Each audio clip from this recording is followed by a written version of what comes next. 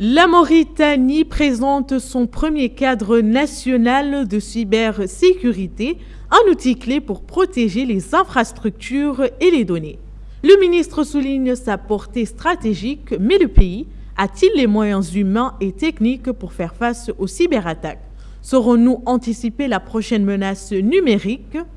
Et pour en parler avec nous ce soir, M. Mohamed Lemine Salihi, chargé de mission au ministère de la Transformation numérique et de la modernisation de l'administration et coordonnateur du projet WADIP. Bonsoir, M. Mohamed Lemine. Bonsoir. Alors, ce cadre répond-il à une menace ou à une vision stratégique? Ce cadre rentre dans une vision stratégique que le gouvernement cherche à mettre en place dans les meilleurs délais parce que la cybersécurité est un enjeu de plus en plus important. Vous savez que maintenant, nous sommes partis d'un usage de consultation, de culture de l'Internet vers un aspect complètement transactionnel avec des transactions faites de bout en bout, y compris les paiements, y compris l'argent mobile. Et donc sécuriser l'Internet est de plus en plus urgent. Et il s'agit d'une stratégie globale qui a plusieurs briques, dont une brique essentielle est ce référentiel. En quoi se distingue-t-il des initiatives précédentes? C'est un complément, c'est un outil prévu par le cadre juridique qui sera présenté pour adoption par arrêté de son Excellence Monsieur le Premier ministre et qui donc à force de droit et qui définit l'ensemble des spécifications techniques minimales que doivent respecter les systèmes d'information ou tout système numérique afin de pouvoir être ouvert à l'Internet, de pouvoir répondre, justifier d'une certification spécifique ou d'une qualité spécifique. L'exemple typique, c'est la signature électronique, qui est un projet que le ministère est en train de préparer et qui, suivant les benchmarks internationaux, ce système doit répondre à un minimum d'exigences avant d'être qualifié ainsi. Voilà. Est-ce un outil purement technique ou politique? Alors, c'est tout à la fois. C'est technique parce que ça définit tout. C'est politique dans le sens que on définit les normes dans le référentiel, mais aussi on définit le rôle des acteurs, donc afin que chacun sache de quoi il est responsable, de quoi il répond en matière de cybersécurité.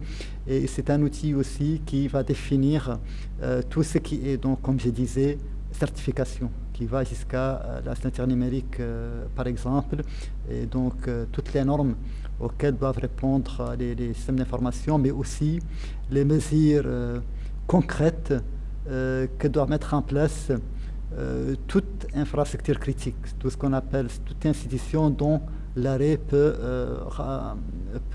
provoquer un dommage important à l'économie ou à la vie quotidienne. Et quelles règles s'appliqueront aux institutions publiques?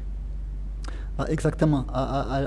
Comme toutes les institutions publiques ont des systèmes ouverts à l'Internet qui doivent répondre de certaines choses. Les institutions publiques sont, comme je disais tout à l'heure, sont en train de mettre en place la signature électronique dans le pays.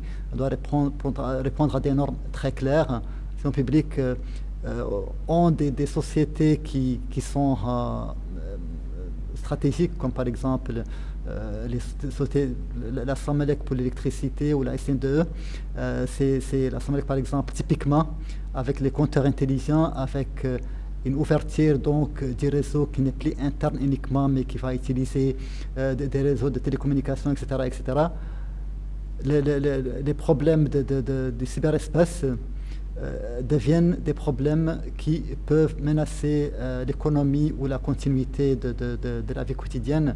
Et donc, il y a des mesures concrètes à mettre en place. Et quel est le rôle du CSIRT dans ce cadre? Alors, avec ces normes qu'il faut respecter, avec la définition des standards, des certifications, on sait le minimum qu'il faut faire.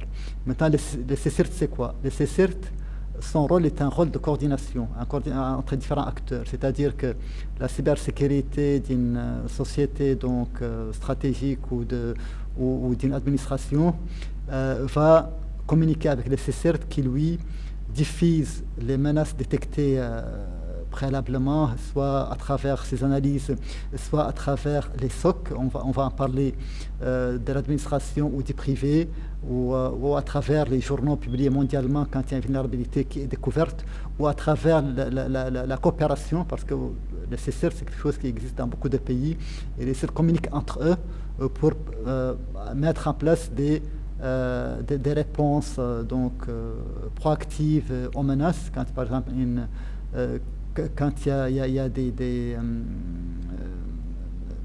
une menace nouvelle qui se répand, du type le ransomware qui a fait beaucoup de dégâts, des choses comme ça, il y a des menaces et les CSIRT diffusent à toutes les structures au niveau de l'État afin que les mesures soient prises en compte rapidement. Et pour finir, M. Salehi, quelle place pour la protection des données personnelles? Alors, pour les données personnelles, donc, je rappelle que le gouvernement avait mis en place une autorité de protection des données à caractère personnel pour être aux normes mondiales dans ce domaine, qui elle, s'assure que l'usage qu'il n'y a pas d'abus, que l'usage se fait correctement et que les mesures essentielles, comme par exemple la mise en place de ces référentiels de sécurité ou la mise en place concrète des mesures de sécurité sont là pour protéger ces données à caractère personnel. Donc, mais sans ces outils, on peut constater, mais on ne peut pas arriver à sécuriser les données à caractère personnel.